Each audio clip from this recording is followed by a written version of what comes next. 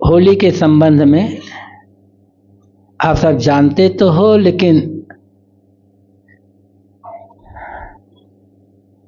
कुछ ऐसी बातें हैं जो चौंकाने वाले भी हो सकती है और प्रेरणादायी भी हो सकती है, और लगेगा किसी को खंडन परक भी बातें हो सकती है। होली त्योहार के संबंध में जो कहानी कही जाती है वो सर्वथा झूठ है, कपोल काल्पनिक कहानी है। कहानी यही है कि प्रहलाद पढ़ने जाता था, पढ़ाई नहीं करता था, राम राम या भगवान का नाम जपता रहता था। उनके अध्यापकों ने प्रहलाद को रोका, नहीं माने। अध्यापकों ने हिरण्यकश्यप से शिकायत की, हिरण्यकश्यप ने भी समझाया कि बेटा पढ़ाई करो, ये जो तुम नाम जपते हो ये गलत है, फिर भी नहीं माने। कहा जाता है हिरण्यकश्यप विष्णु का बड़ा विरोधी था और प्रहलाद विष्णु का नाम जपता था। तब हिरण्यकश्यप को क्रोध आ गया, मारने के लिए प्रहलाद को अनेक प्रकार के षड्यंत्र किए, नहीं मार पाए। तब कहते हैं होलिका से कहा कि तुम इसको अपनी गोद में लेकर आग में बैठो। होलिका के लिए कहा जाता है कि होलिका को यह वरदान था कि आग में नहीं जलेगी, और प्रहलाद को गोद में बैठा करके बैठोगी तो प्रहलाद जल जाएगा, मर जाएगा और तुम बच जाओगी। होलिका प्रहलाद को लेकर आग में बैठी। भगवान के प्रताप से प्रहलाद बच गया और होलिका जल गई। यदि होलिका जलती तो प्रहलाद भी जलता। आग का नियम, उसमें जो डालो वो जलाएगा, जलाएगी आग। या तो प्रहलाद को आग में होलिका साथ बैठाया नहीं गया, या कुछ और ढंग से होलिका को जलाया गया होगा। अब कहा जा सकता है वो तो प्रहलाद भगवान का भगत, भगवान की कृपा से वो आग में जलने से बच गया, और तो जो भी भगवान होगा। थोड़ा ख्याल करो कहानी। दक्ष ने यज्ञ का आयोजन किया था, सभी देवताओं को बुलाया था। शिव को नहीं बुलाया था, महादेव को नहीं बुलाया था, उससे बैर रखता था। पार्वती ने शिव जी से कहा कि हमारे पिता यज्ञ कर रहे हैं, हमें भी चलना चाहिए। शिव ने कहा पार्वती बिना बुलाए अत्यंत प्रिय व्यक्ति के यहां भी नहीं जाना चाहिए। पार्वती ने जिद की, मैं तो जाऊंगी, रोका शिव ने। पार्वती नहीं मानी, चली गई। और वहां देखा कि शिव का कोई भाग ही नहीं है, शिव ने अपमान हुआ, पिता को समझाया, नहीं माने। तो गुस्से में आकर उसी हवन कुंड में पार्वती जली। पार्वती के लिए कहा जाए जगदम्बा था, जब वो जल गई तो प्रहलाद क्यों नहीं जलेगा भाई? साक्षात शिव की पत्नी पार्वती जिसे जगदम्बा कहा जाता, वो आग में जल करके मर गई, तो प्रहलाद क्यों नहीं जलेगा आग में? थोड़ा सा सोचना इस बात पर। या तो प्रहलाद को बैठाया ही नहीं गया रहा होगा, केवल होलिका को बैठाया गया, बाद में जोड़ दिया गया होगा। ये कहानी कहना कि होलिका जल गई प्रहलाद बच गया, किसी बात को छिपाने के लिए गढ़ी गई होगी। और दूसरी बात, हिरण्यकश्यप मना करता था प्रहलाद को कि तुम विष्णु का नाम या राम नाम या भगवान नाम का जप मत करो, पढ़ाई करो। तो हिरण्यकश्यप कौन सी गलती करता था? हर पिता ये चाहेगा कि उसका बेटा जो पढ़ने जा रहा है, क्लास में, इस विद्यालय में जो भी सब्जेक्ट है जो टीचर पढ़ा रहा है उसको मनोयोग से पढ़े, पढ़ाई पर पूरा फोकस दे, पढ़ाई के फोकस पता अन्य जो करना हो करे। लेकिन प्रहलाद तो मानता नहीं था। बड़ा सा बड़ा भगवान का भक्त अपने को कोई मानता होगा, बड़ा सा बड़ा होगा, उसका बेटा पढ़ने जाए, पढ़ाई ना करे, राम राम राम भगवान भगवान जपता रहे तो क्या करेगा वो? जो सोचना, अपने को जो मानता हूं कि मैं भगवान का सबसे बड़ा भगत हूं, उसी का बेटा, उसका पोता पढ़ने जाए और पढ़ाई ना करे, केवल राम राम राम राम या कागज में लिखता रहे, तो वो क्या करेगा? कहेगा बेटा, हाथ जोड़े, बेटा तू तो बहुत अच्छा काम कर रहा है, सबसे बड़ी पढ़ाई यही है। क्या वो ऐसा करने देगा? और नहीं करने देगा तो हिरण्यकश्यप ने रोका तो कौन सा अपराध हो गया हिरण्यकश्यप का?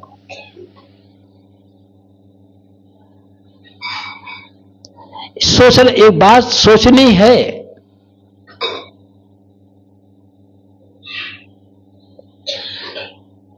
होली त्योहार से हिरण्यकश्यप प्रहलाद का कोई लेना देना ही नहीं है। ये तो किसानों का त्योहार है। बाद में कहानी गढ़ करके हिरण्यकश्यप बड़ा ऐसा था वैसा था, उसको मारने के लिए भगवान का नरसिंह अवतार बढ़ गया। पहले तो अवतारवाद ही नहीं है, वेदों में अवतारवाद है ही नहीं, उपनिषदों में अवतारवाद है ही नहीं। अवतारवाद तो बहुत बाद में आया है।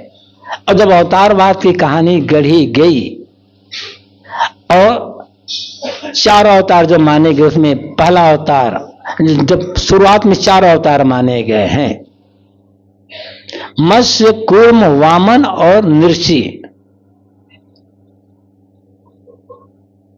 इस 4 अवतार। तो पहले तो शुरुआत में मत्स्य है, कूर्म है और नृसिंह है और एक अवतार और है। इनमें कोई आदमी नहीं है। नरसिंह तो आधा आदमी आधा जानवर है, मछली है, कछुआ है,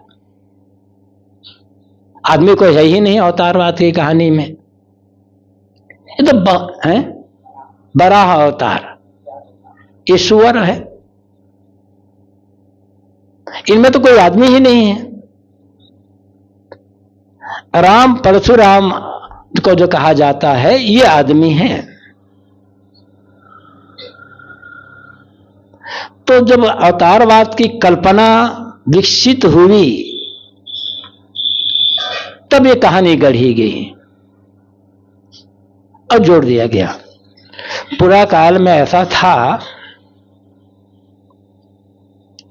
आजकल जैसे सिंचाई की व्यवस्था है, पहले व्यवस्था काफी थी। ये सिंचाई की आज की जो व्यवस्था है, ट्यूबवेल की व्यवस्था, ये व्यवस्था 100 साल पहले कहां थी भारत में? इसलिए बड़े बड़े काल पड़ते थे। और फागुन त्योहार आते आते रबी की फसल तैयार हो जाती थी। उधर दशहरा दीपावली के समय खरीफ की फसल तैयार हो जाती थी। सिंचाई की केवल वर्षा, खेती तो वर्षा आधारित थी। दीपावली भी किसानों का त्योहार है। जब किसान के यहां फसल आती है, खुशी होती है, मिल बांट करके लोग अपने नए अन्न को खाते हैं। हम बचपन में देखा है किसान के जब कटाई हो जाती थी, मड़ाई हो जाती थी, अंतिम मड़ाई होने के पश्चात लोग खीर बनाते थे और घर घर बांटते थे। आज भी आपके प्रथा खत्म है। तो उस समय होता था। और इस समय रबी की फसल तैयार हो जाती थी। इस आनंद में लोगों पे मिल बैठ करके, अब किसान को फुर्सत हो गई है तो मिलजुल करके आनंद मनाएं और जो नई फसल तैयार हुई है पकवान बनाएं, खाएं और खिलाएं। या फिर ऐसा भी हो जाता है, अगर पका जो अन्न होता है उसे आग में भुना जाता है, जैसे छत्तीसगढ़ी में होरा कहा जाता है, उसका वो शब्द तो होला है। वहां से होला से होली से याद शुरू हो गया। मूलतः किसानों का त्योहार है। इसके पीछे कहानी गढ़ दी गई। अब इस होली त्योहार में गाली क्यों बकी जाती है, इसके पीछे और कहानी गढ़ दी गई है कि एक राक्षसी थी, लोगों बहुत परेशान करती थी। श्री कृष्ण ने उसे मार दिया। तब उस राक्षसी ने मरते मरते कहा, अब मेरी आत्मा भटकेगी तो मुझे तृप्ति किसमें मिलेगी। लोग कहते हैं ना कि तुम्हारा पिता मर गया है, वो तुम्हारा ये हो गया है, वो प्रेत बन गया है, उसकी तृप्ति के लिए करो, पंडित लोग श्राद्ध करवाते हैं। तो उसने राक्षसी ने कहा कृष्ण से, मेरी आत्मा भटकेगी, मेरी तृप्ति कौन मिलेगी। तो कहा होली दिन जब तुम्हें, होली दिन लोग जब गाली देंगे ना, गाली सुनकर तुम्हारी तृप्ति हो जाएगी। ये कहानी गढ़ दी गई। अद्भुत अद्भुत कहानियां हैं। तो मैं सोचता होली का प्रहलाद हिरण्यकश्यप होलिका से कोई लेना देना ही नहीं। रंगों का त्योहार है, खुशी का मेल मिलाप का त्योहार है, उसको उसी रूप में मनाने की आवश्यकता है। और किसी पर जबरदस्ती रंग डालना आज के जमाने में, आज तो बहुत से लोग नहीं चाहते कि हम पर रंग डाले, क्योंकि रंग का यहां पर आजकल केमिकल बहुत सारा हो गया है। और केमिकल, अधिकतम रंग तो केमिकल ही है। आज वर्तमान में, पहले तो लोग पलाश के फूल का या उसके जो वनस्पतियों के से रंग निकाल लेते थे, वो हानिकर नहीं होता था। अब आजकल केमिकल जनित जितने भी रंग है सब हानिकर है शरीर स्वास्थ्य के लिए। कईयों को तो त्वचा में खुजली होने लग जाती इसके पश्चात। इसलिए बहुत से लोग रंग नहीं डालते या डलवाना नहीं चाहते अपने ऊपर, तो लोग उल्टा सीधा करने लग गए हैं। जिन्हें रंगदान परहेज है वो पाकिस्तान चले जाते, ये चले जाए तो वो चले जाए। ये नफरती लोग पता नहीं क्या से क्या करना शुरू कर देते। हिंदुओं में तमाम लोग नहीं डालते रंग, तो क्या जो हिंदू लोग रंग नहीं डलवाना चाहते और भारत छोड़कर चले जाए, ईसाई नहीं डलवाना चाहते, बौद्ध लोग डलवाना नहीं चाहते और तमाम लोग डलवाना नहीं चाहते, तो क्या करेंगे? सबको निकाल कर भारत से बाहर फेंक दोगे? जो खेलना चाहते हैं हम उन्हें मना नहीं कर सकते, और जो होली नहीं खेलना चाहते, उन्हें रंग नहीं डलवाना चाहते ऊपर, हम उन पर जबरदस्ती खिला नहीं सकते हैं और जबरदस्ती उनके ऊपर रंग डाल भी नहीं सकते हैं। ये तो नफरत भुला करके मेल मिलाप का त्योहार। आज से कुछ साल पहले तक हिंदू मुसलमान मिल करके अनेक क्षेत्रों में होली का त्योहार मनाते थे, परस्पर खेलते थे, खाते भी थे दूसरे के यहां।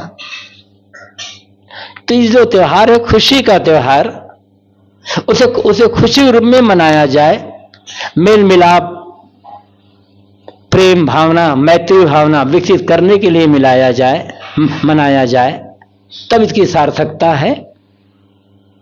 और रही बात रंग की, तो यदि ये तो बाहरी रंग जो डालते हैं लोग, अपने मन को सेवा, प्रेम, भक्ति के रंग में रंग लिया जाए तो पूरा जीवन होली का त्योहार बन जाएगा। और असली रंग यही रंग है, प्रेम का रंग, भक्ति का रंग, ज्ञान का रंग, सेवा का रंग। जिसने अपने जीवन को इन रंगों से रंगा उसका तो जीवन ही धन्य हो गया। लेकिन आधुनिकता के प्रभाव में भक्ति, प्रेम, सेवा, ज्ञान का रंग तो खत्म होता चला जा रहा है। किसी को न भक्ति से मतलब, न सेवा से मतलब, न तो प्रेम और ज्ञान से मतलब रह गया है।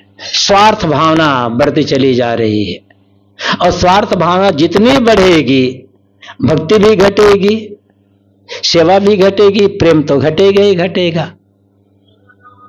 और जिसके जीवन में न भक्ति है, न सेवा है, न प्रेम है, उसके लिए कहां होली है? उसका जीवन, वो तो जीवन भर दुखी ही बना रह जाएगा। और भक्ति प्रेम सेवा का रंग में अपने रंग को ऐसा रंगना चाहिए। एक अनुज डॉक्टर एक भजन गाते हैं ना, हाँ, मेरा के लिए अपने ही रंग में रंग दे हमारी, ऐसा रंगो रंगो की धोबिया धोए चाहे सारी उमरिया, ये रंग न छूटने पाए।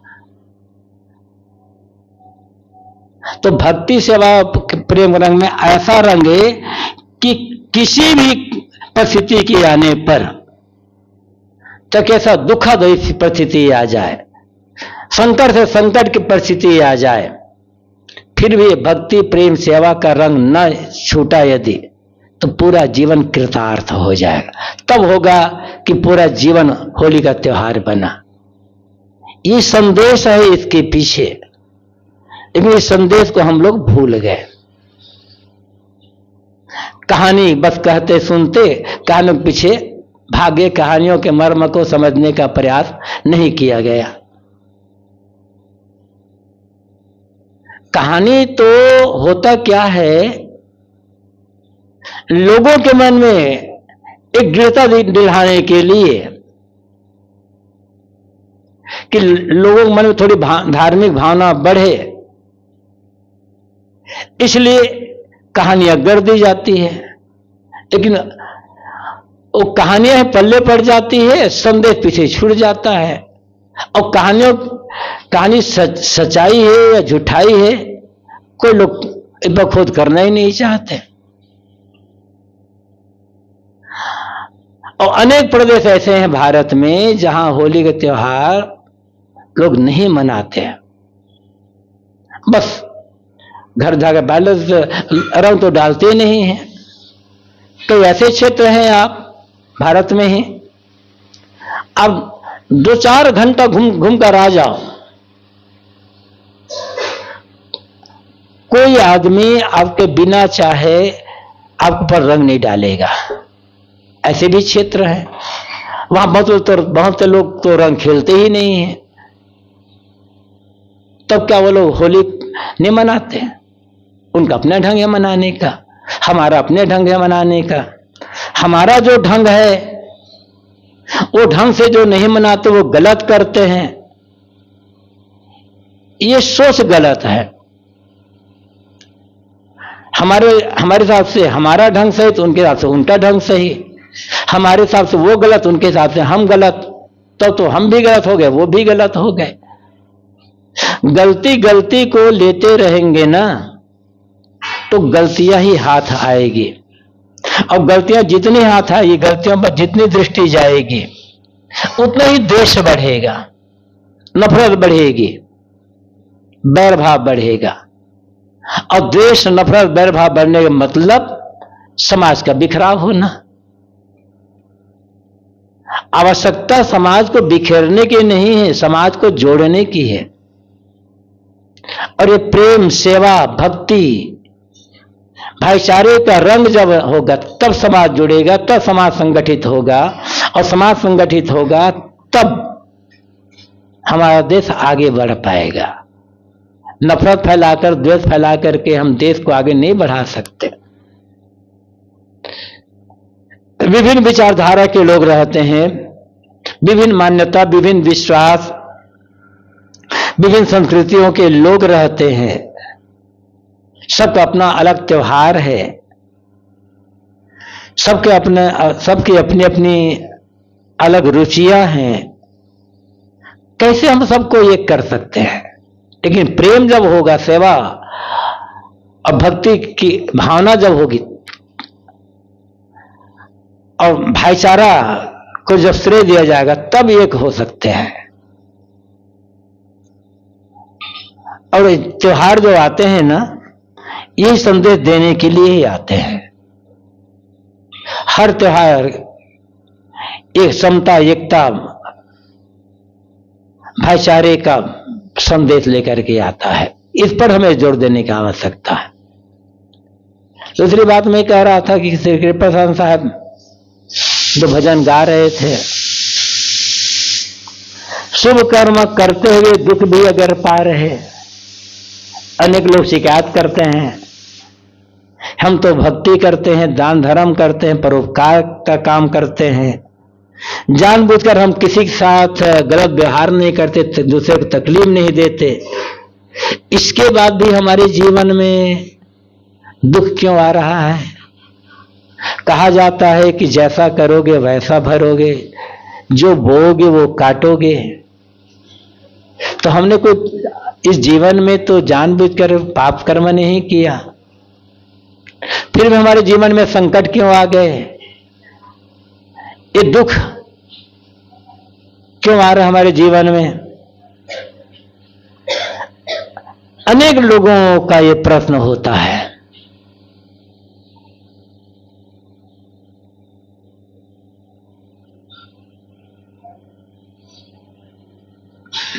इसके पीछे कारण क्या है? एक तो हमारी पुरानी गलतियां, दूसरा कारण हमारे आज की भावना।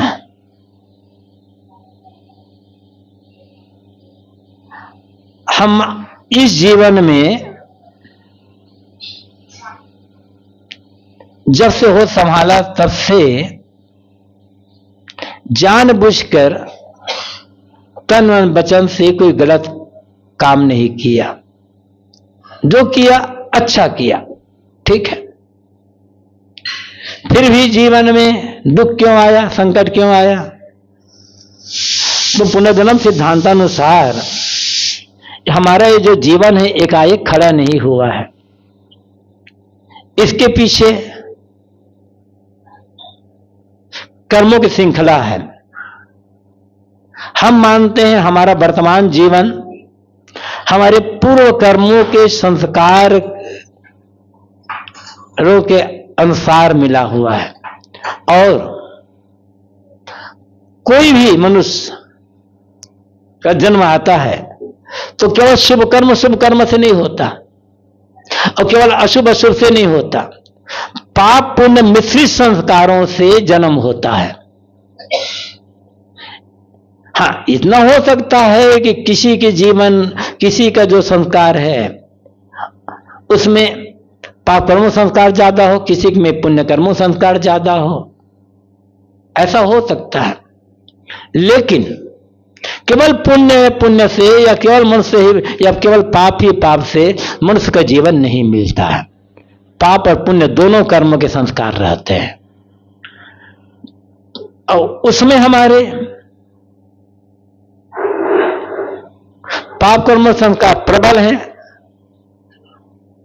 तो आज हमें संगत अच्छी मिल गई तो हमने पाप कर्म कर रहा था तो छोड़ दिया,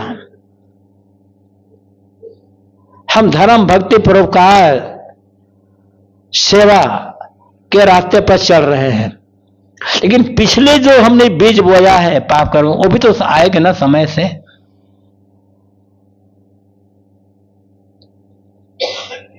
आप जो करेंगे कोई नियम नहीं है, जो आज कर रहे हैं उसका फल आज ही मिलेगा। कुछ कर्म का फल आज ही मिल जाता है, कुछ कर्म का फल 4 दिन 6 दिन महीना 2 महीना बाद 4 महीना बाद मिलेगा। कुछ कर्म का फल इसी जीवन में किए कर्मों का फल 2-4 साल 10 साल 15 साल बाद मिल सकता है। एक बिल्कुल सरल उदाहरण है, केवल समझाने के लिए उदाहरण। एक किसान है, किसान के पास खेत है। किसान ने उसी दिन एक दिन अपने खेत में मटर के बीज बोया।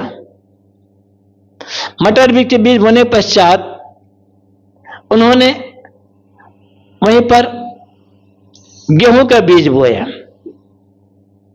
गेहूं के बीज बोने के पश्चात किसान अरहर का बीज बोता है। और जब अरहर के बीज बो लिया तो उसे 50 किसान आम का बीज बोता है। फसल देखिए, चारों का फल तो एक दिन आ जाएगा ना। बोया तो एक ही दिन है, थोड़ा समय का अंतर हुआ है, घंटा 2 घंटे का। मटर बोया, गेहूं बोया, अरहर बोया और आम बोया, एक दिन बोया तो फल भी एक दिन आना चाहिए, सही चाहिए सबका। ऐसा तो नहीं होता। मटर तो 1.5-2 महीना में आ जाएगा, वो पक्का तैयार हो जाएगी उसकी फसल। गेहूं के लिए 3-4 महीने लगेंगे, अरहर के लिए 6 महीने लगेंगे, और आम के लिए 4 साल, 8 साल, 10 साल लग सकता है। भले बोया एक दिन, लेकिन बीज किसका बोया?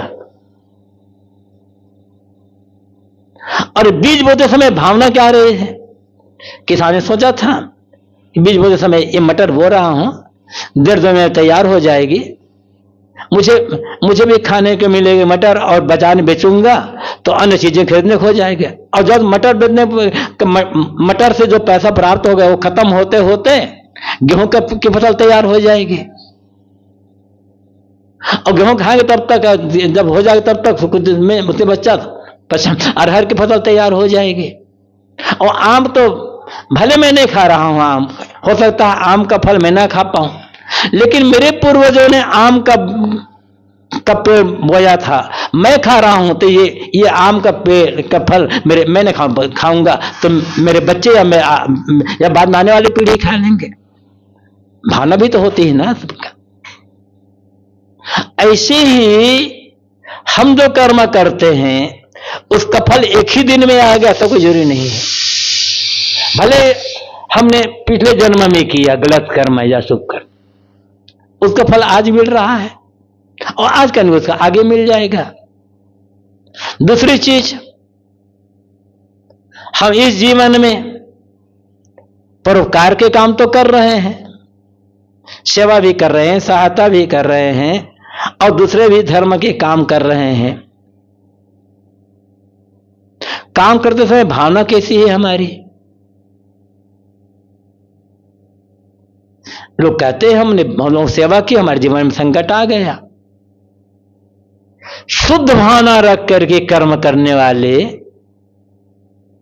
1% से भी कम लोग होते हैं। अधिकतम लोग जब काम करते हैं तो फल की चाहना रख करके काम करते हैं। अनेक बार मैं कहा हूं,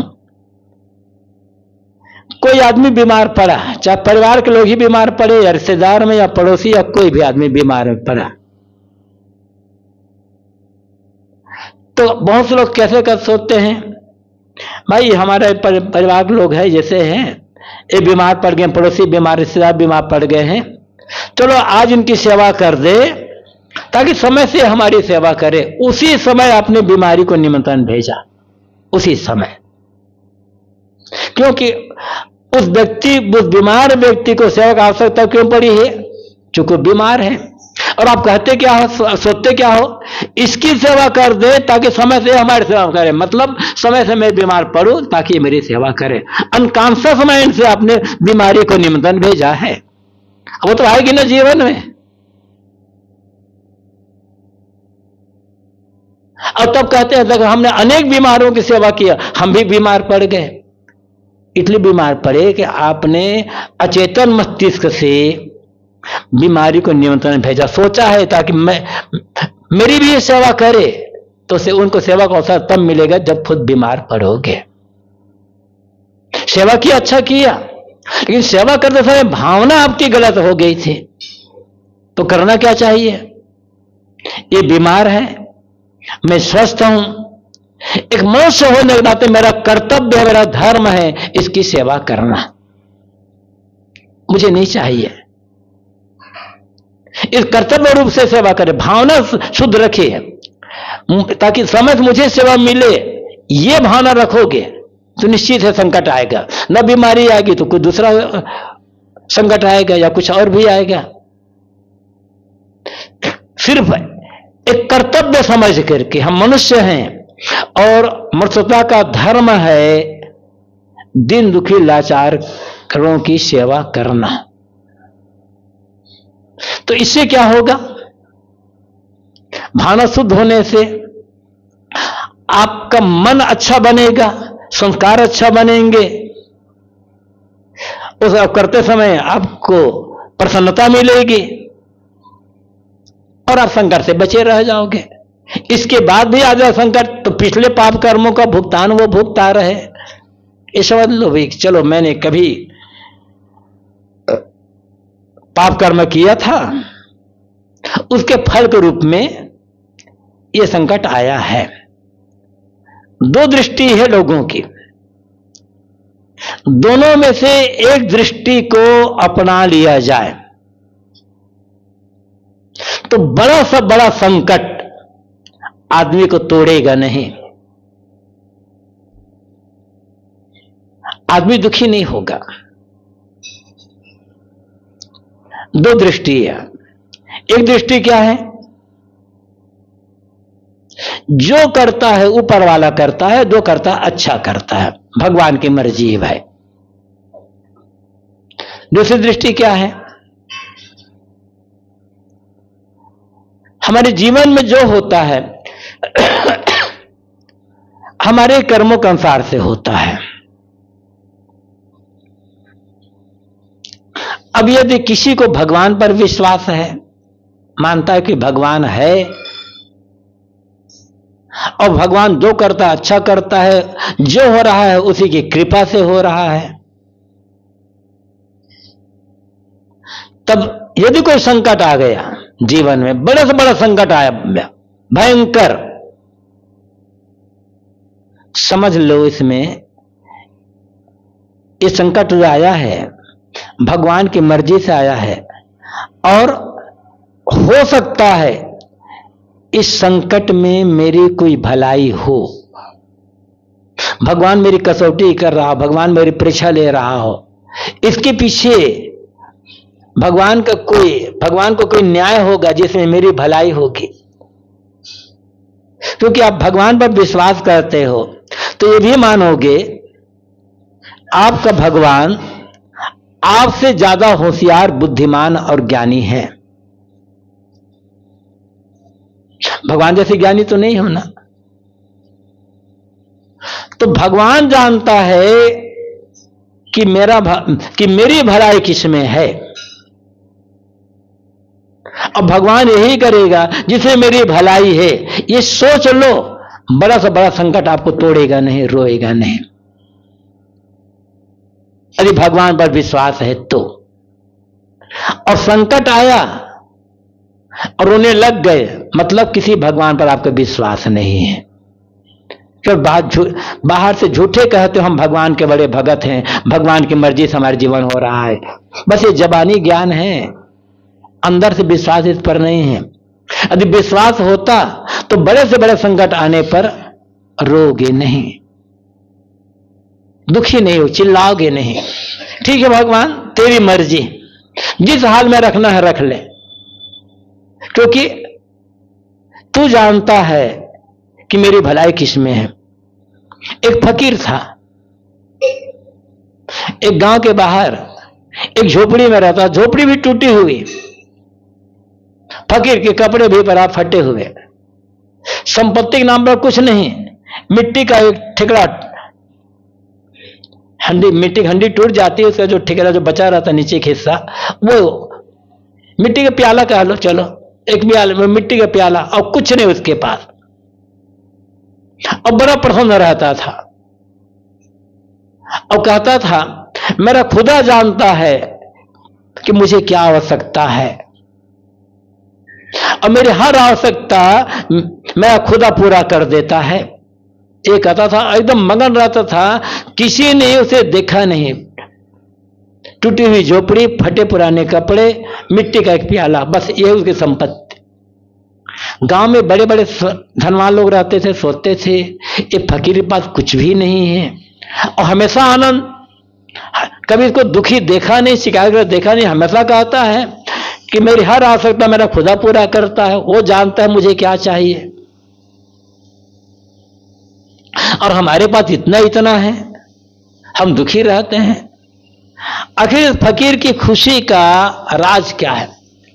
एक धनी व्यक्ति फकीर की झोपड़ी से कुछ दूर एक झुरमुट में छिप गया, फकीर बाहर बैठा था अपनी झोपड़ी के बाहर। दोपहर लगभग 2 बज गए थे, फकीर को कुछ खाने को मिला नहीं था। और ये कहता था मेरी हर आवश्यकता मेरा खुदा पूरा कर देता है। वो जानता है कि मेरी किसमें भलाई है। धनी सोचता है 2 बज गए, खाने कुछ भी नहीं मिला, और सोचता है कि खुद कह रहा है कि मेरी हर आवश्यकता मेरा खुदा पूरा करता है। अब देखता हूं कि वैसे खुदा पूरा करता है नहीं करता है। उसी समय से एक मुसाफिर उस रास्ते से गुजरा, देखा एक फकीर बैठा है, सामने प्याला रखा है मिट्टी का। सोचा लगता है फकीर को आज कुछ खाने को मिला नहीं होगा। जेब से 2 रोटी निकाला, उसमें प्याले में डाल दिया, चला गया। फकीर नाकी खोले, रोटी, वो एकदम खुश हो गया। काम में कहता था कि मेरी हर आवश्यकता खुदा पूरा, देखो भूख लगी थी, खुदा ने रोटी भेज दी। खुदा धन्यवाद देने के लिए आंख बंद करके हाथ ऊपर उठाए, एकदम मस्त। इतने कुत्ता आया, 2 रोटी उठा करके चला गया। अब धनवान सोचता है अब जब देखेगा, और कुत्ता से जब रोटी खाने लगा, जब आंख खोलेगा देखेगा रोटी गायब, वो कुत्ता खाने, तब तो इसे डंडा लेकर के मारने दौड़ेगा। तो आंखें खोला फकीर, तो रोटी गायब, प्याला से कुत्ता खा रहा है। फकीर नाचने लगा, अरे वाह खुदा, मैं तो भूल गया था, मुझे आज अनशन करना, व्रत करना था, तूने रोटी कुत्ता खिला दिया, तेरी मर्जी। ऐसा आदमी दुख होगा वाला। तो यदि हर हालत में भगवान की मर्जी देख लो, यदि भगवान का विश्वास है तो कभी पीड़ित नहीं होगे। और यदि ऐसा नहीं है, ये मानते हो कि जो कुछ मेरे जीवन में आता किसी भगवान का हाथ नहीं है, मेरे कर्मों का हाथ है, जैसे मैंने कर्म किया वैसे होगा, तो कोई भी संकट आए, कोई भी संकट, ये समझ लो किसी मेरे पाप का फल उदय हुआ है। कभी मैंने कोई पाप किया था, उसका फल इस संकट के रूप में मेरे जीवन में आया हुआ है। गलती तो मेरी थी। यदि मैं पाप न किया होता, किसी को उसका दिल दुखाया ना हुआ होता, तो आज ये संकट क्यों आया था? गलती किसी दूसरे की नहीं है, गलती मेरी है। जो मैंने गलत काम किया था, ठीक है, चलो ये संकट आया, इसी बहाने ये संकट जो टल जाएगा आज ना कल, मुझे धैर्य पूर्वक काम करना है, आज नहीं तो कल ये संकट तो टलेगा। जब संकट ये टल जाएगा तो मेरा एक पाप कर्म का बोझा हल्का हो जाएगा, क्योंकि पाप कर्म का बोझा हमारे पास है ही। ये संकट आया है तो एक पाप कर्म का फल है, तो ये संकट टला, मत इस संकट को भोग लूंगा, दुख को भोग लूंगा, तो एक पाप कर्म कटा, बोझा एक हल्का हुआ। किसको दोष देना है? दुख से बचने का रास्ता यही है। चाहे उधर से सोच लो, चाहे उधर से सोच लो। ऐसा विवेक, ऐसी सोच जो आदमी बना लेगा ना, बड़े से बड़े संकट में, बड़ी से बड़ी मुसीबत में अपना धर्म का, धैर्य का रास्ता छोड़ेगा नहीं। और जीवन जीने के लिए यही रास्ता है। यदि हम चाहते हैं कि हम अपने सन्मार्ग से विचलित न हों, एक सन्मार्ग में चलते रहें, तो यही है।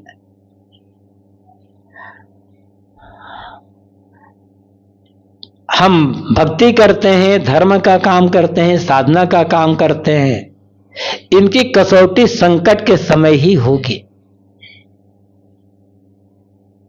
संपत्ति में, सुख में तो हर आदमी अपने को बड़ा भक्त, ज्ञानी और ध्यानी और पुजारी मान लेता है, धार्मिक मान लेता है ना, उसमें कोई दिक्कत नहीं है। कोई भी संकट, बड़ा से बड़ा दुखों का पहाड़ भी आ जाए, न विचलित हो।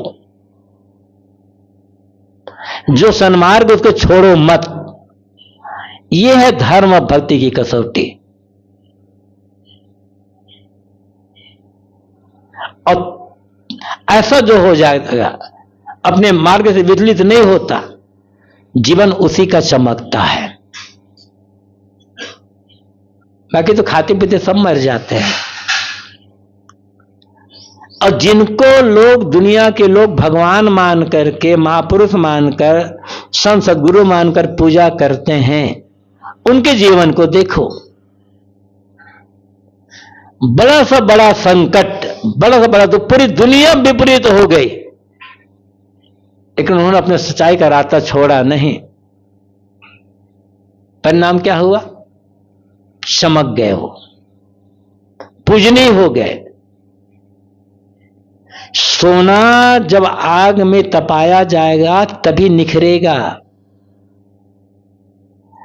अन्यथा सोना निखरेगा नहीं। सोने की चमक वापस नहीं आने वाली है।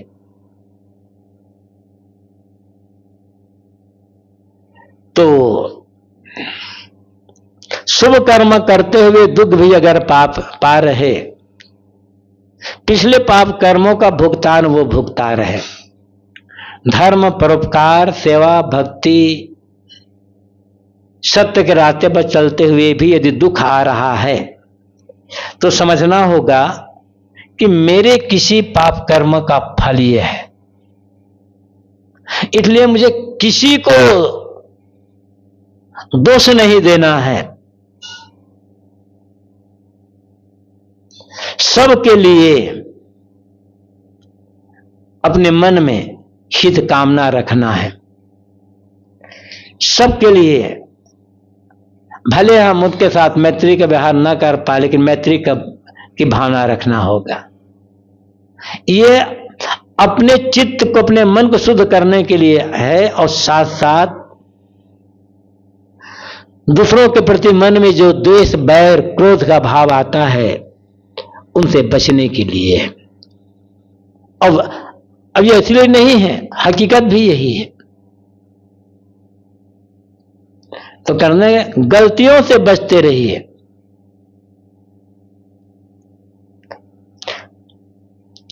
पीछे जो हो गया, गलतियों से बचते रहिए। आज वर्तमान में गलतियों से बचते रहना है। पिछले बोझ को उतारना होगा। ये पिछले बोझ को उतारने का मतलब ही क्या है? जीवन में जो आ जाए उसको सहना,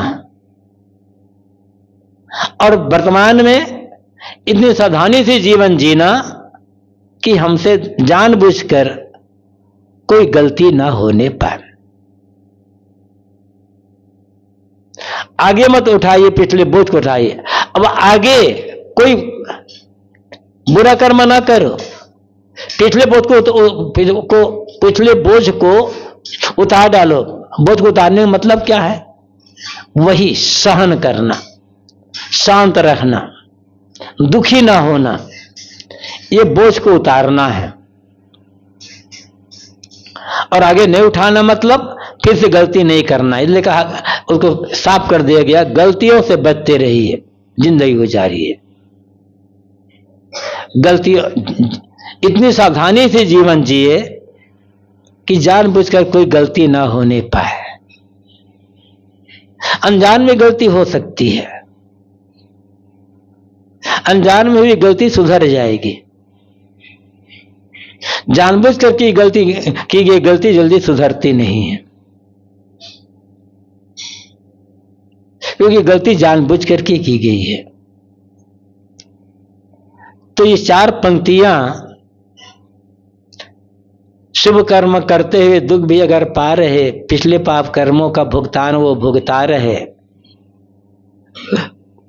गलतियों से बचते रहे, जिंदगी गुजारिए, आगे मत उठाइए, पिछले बोझ को उतारिए।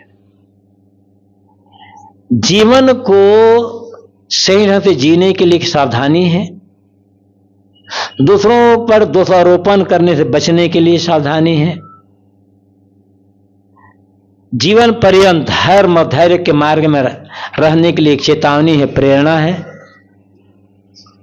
और जीवन पर्यंत कष्ट सहन करते हुए सन्मार्ग में चलने के लिए सीखा है। बस सीख लेना है और जीवन पर्यंत गलतियों से बच करके सच्चाई के रास्ते पर चलते रहना है। बस जिंदगी आजकल में